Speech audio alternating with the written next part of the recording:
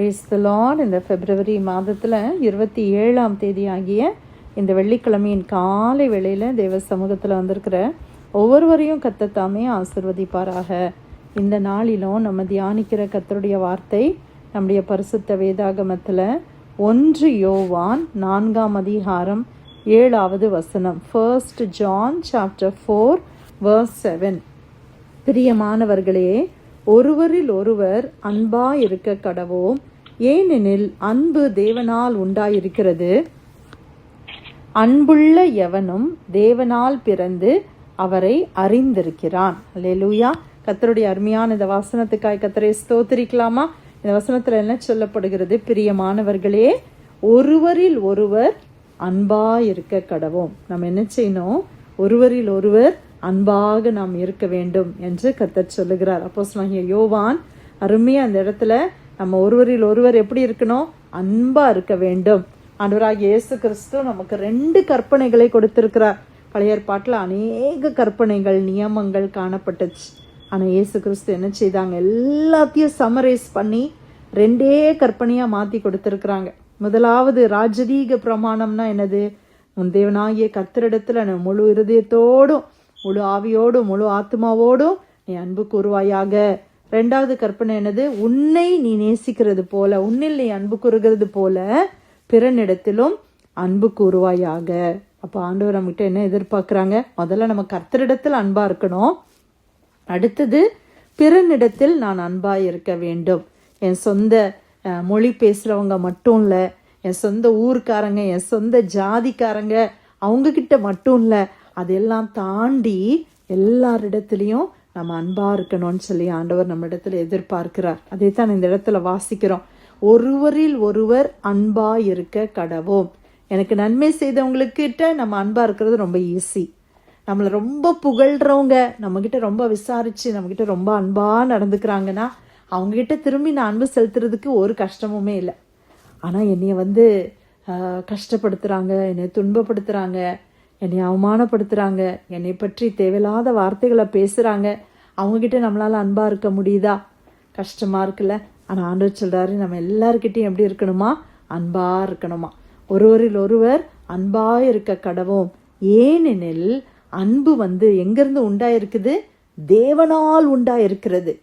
அன்பு எங்கே மேனுஃபேக்சர் பண்ணப்பட்டுச்சு அப்படின்னா அது கர்த்தரிடத்திலிருந்து உருவானது, அது தேவனால் உண்டாயிருக்கிறது. அன்புள்ள எவனும் தேவனால் பிறந்து அவரை அறிந்திருக்கிறான். நம்ம தேவனால பிறந்திருக்கிறோமா அப்படின்னா நம்ம அன்பா இருப்போம். நம்ம தேவனை அறிந்திருக்கிறோமா அப்படின்னா நம்ம என்ன செய்வோம்? அன்பா இருப்போம்.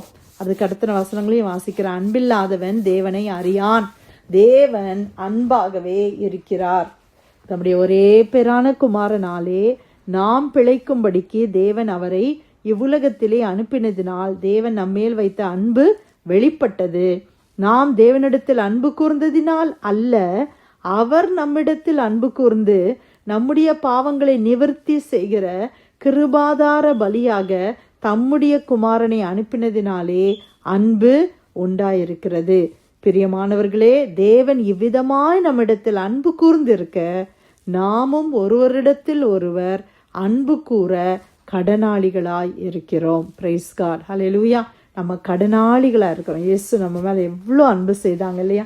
தேவன் தன்னுடைய சொந்த குமாரனை நமக்காக அனுப்புனதுக்கு ரீசன் என்ன? ஆண்டவர் நம்மளை அவ்வளோவாக அன்பு செய்தாங்க. அதனால நம்மளும் மற்றவங்களோட அன்பு செய்வதற்கு நம்மளாம் எப்படி இருக்கிறோமா? கடனாளிகளாக நாங்கள் இருக்கிறோம் அப்படின்னு சொல்லி நம்ம பார்க்கிறோம். ஹல்லேலூயா. ஆண்டவரிடத்துல நான் அன்பா இருக்கிறேன்னு சொல்லிட்டு என் சொந்த சகோதரனை நான் நேசிக்க முடியலன்னா அவன் பொய்யன் என்று கர்த்தர் சொல்லுகிறார். ஆமாம், அப்படிதானே? ஆண்டவரை நான் நேசிக்கிறேன்னு சொல்கிறோம், ஆனால் சர்ச்சில் எத்தனை பேர்கிட்ட நம்ம பேசுகிறோம், எத்தனை பேர்கிட்ட பேசாமல் இருக்கிறோம், எத்தனை குடும்பத்தில் எத்தனை பகைகளை வைத்திருக்கிறோம், இவங்களெல்லாம் மன்னிக்க முடியாதுன்னு சொல்கிறோமே. அப்படி நம்ம இருக்கக்கூடாது. ஹல்லேலூயா. ஆண்டவரிடத்தில் அன்பாக இருக்கிற நம்ம எல்லாரிடத்துலையும் நாம் அன்பாக இருக்கணும். ஒரு சிலர் நம்மளுக்கு தீமை செய்திருக்கலாம், ஆனால் அந்த தீமையை மறந்து அவர்களை நாம் நேசிக்க வேண்டும். ஏனென்றால் இந்த அன்பு எங்கேருந்து உண்டானது? அது தேவனிடத்திலிருந்து உண்டானது. நம்ம பாவிகளாக இருக்கும்போது தேவன் நம்ம இடத்துல அன்பு கூர்ந்தாரே. அப்போ பாருங்க, நம்ம துரோகியாக இருந்தோம், பாவியாக இருந்தோம், அந்த நேரத்தில் ஆண்டவர் நம்ம மேலே அன்பு வைத்தாங்க இல்லையா? அப்போ நம்மளும் நமக்கு விரோதமாக காரியங்களை செய்கிறவங்க, பேசுகிறவங்க, நம்மளுக்கு முடியாத கஷ்டமான காரியங்களை செய்தவங்க, மன்னிக்கவே முடியாது அப்படின்னு நினைக்கிறவங்களெல்லாம் நம்ம என்ன செய்யலாம்? மன்னிக்கலாம். ஏன்னா நம்மளும் அப்படிதான் இருந்தோம். ஆனால் ஆண்டவர் நம்மளை மன்னிச்சாரே, நம்மளை ஏற்றுக்கொண்டாரே. அவங்களாம் இதுக்கு தகுதியானவங்களே கிடையாது அப்படின்னு நீங்கள் நினைக்கிறீங்களா? அப்போ நம்ம எப்படி தகுதியாக இருக்கிறோம்? நம்ம ஆண்டவருடைய அன்புக்கு தகுதியானவர்களா? இல்லவே இல்லை. கொஞ்சம் கூட ஆண்டவருடைய அன்புக்கு நம்ம தகுதியற்றவர்கள். ஆனாலும் தேவன் நம்ம மேலே அன்பு வைத்தார் அல்லவா? ஆகவே நாம என்ன செய்யணும்? கடனாளிகளாக இருக்கிறோமா? ஆண்டவர் என்ன மன்னிச்சாருன்னா நானும் மற்றவங்கள கட்டாயம் மன்னிக்கணும். ஆமேன். குடும்பத்தில் உள்ளவங்களா இருக்கலாம், வெளியில் உள்ளவங்களா இருக்கலாம், வேலை ஸ்தலத்தில் உள்ளவங்களா இருக்கலாம், எல்லாரிடத்துலையும் நம்ம அன்பாக இருக்கும்போது தேவனுடைய பிரமாணத்தை நாம் நிறைவேற்றுகிறோம்.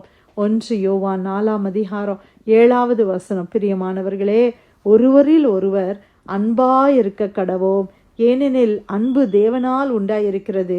அன்புள்ள எவனும் தேவனால் பிறந்து அவரை அறிந்து இருக்கிறான். கர்த்தர் கொடுத்த இந்த அருமையான நல்ல வார்த்தைக்காக ஆண்டவருக்கு நன்றி செலுத்தி பிரேயர்லைனில் வந்திருக்கிற யாராவது நம்ம ஜெபம் பண்ணுவோமா?